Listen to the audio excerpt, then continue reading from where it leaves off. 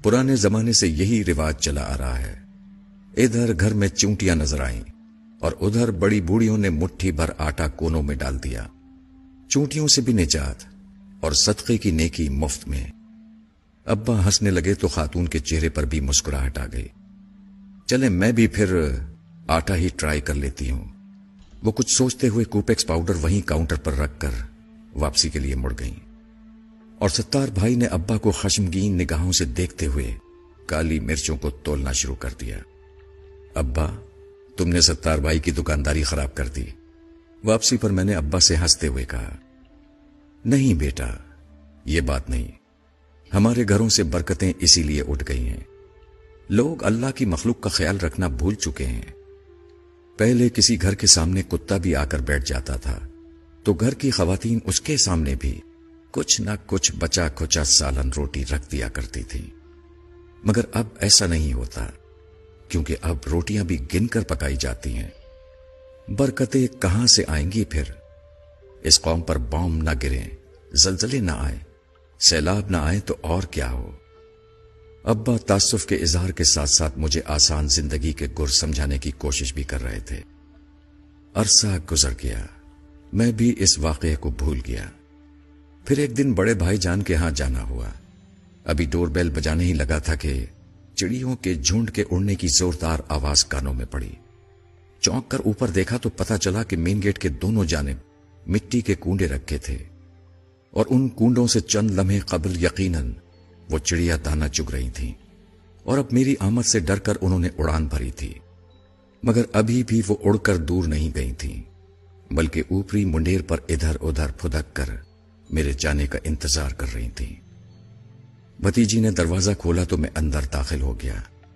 ये क्या, इतनी सारी चिड़िया? मैंने सलाम के बाद खुशगवार हैरत से भाभी से पूछा, जो किचन की खिड़की से खाना पकाते हुए मुझे देखकर मुस्कुरा रही थी। तुम्हारे भाईजान ने रखे हैं ये कूंडे लाकर चिड़ियों के दाने के लिए? वो मायने खेज अंदाज में बड़ी भतीजी को देखकर मुस्कुराई तो मुझे अचंभा सा महसूस हुआ। शाम को भाईजान आए तो मुझसे रहा ना किया। भाईजान, ये चिड़ियों के लिए दाना रखने की कोई खास वजह है क्या? नहीं, बस ऐसे ही। अच्छा होता है, सदका देते रहना चाहिए।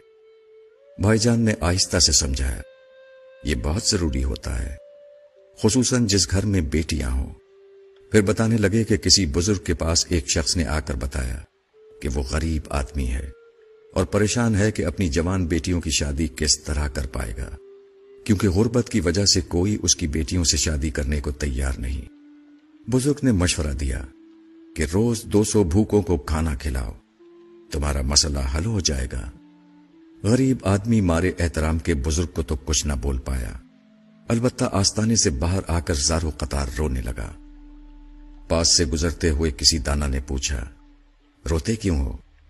गरीब ने जवाब दिया, गुर्बत ने पहले ही मार मार कर अधमुआ किया हुआ है और सरकार ने फरमाया है कि रोज 200 भूखों को खाना खिलाओ, तब बेटियों की शादी मुमकिन होगी। दाना आदमी मुस्कुराकर बोला, भले आदमी, भूखा क्या सिर्फ इंसान होता है? अल्लाह की मखलूक छोटी हो या बड़ी, भूख तो सबको सताती है। अगर तुम एक मुट्ठी आटा भी चूंटियों को डाल दोगे तो समझो तुम्हारा सदका हो गया। दाना आदमी तो ये कहकर अपनी राह चल दिया और गरीब अपनी नाकिस अकल पर हंसते हुए अपने घर को चला। कुछ अरसे बाद ही सदके की बरकत से न सिर्फ वो अपनी बेटियों के फराइज से सुबुकदोश हुआ, बल्कि घर में भी खुशहाली आ गई। भाईजान जिस वक्त ये वाकया हमको सुना रहे थे, मुझे अब्बा की मुट्ठी भर आटे वाली बात याद आ रही थी। मैंने आने वाले दिनों में देखा कि भाईजान ने अपनी चारों बेटियों की शादियां उनकी सही उम्र में बिल्कुल दुरुस्त मौके पर कर दी। शायद इसीलिए जब मैंने अपना घर लिया तो सबसे पहले अपने दरवाजे के पास चिड़ियों के लिए दाना रख दिया। कई बार घर बदला, हर बार ये चिड़िया, कबूतर और कव्वे मेरे रिस्क की आसानियों का सबब बनते रहे। बीमारियां भी आईं, परेशानियों ने भी घेरा तंग करने की कोशिश की, मगर हमेशा ये परिंदे मुझे आसरा देते रहे।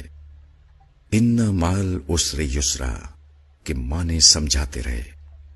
अल्लाह रब्बुल इज्जत की बड़ाई का यकीन दिलाते रहे। الحمدللہ ثم الحمدللہ۔ میں نے آج تک اپنے بچوں کا بہتا خون نہیں دیکھا، انہیں کسی تکلیف سے تڑپتے نہیں دیکھا۔ ایک وقت ایسا بھی آیا جب میرے گھر کا سب سے بڑا مسئلہ یہ تھا کہ ہماری مرغی کڑک ہو جانے کے باوجود انڈوں پر کیوں نہیں بیٹھ رہی ہے، اور یہ وہ دور تھا جب میرا گھر کبوتروں والا گھر کے نام سے مشہور ہو چکا تھا۔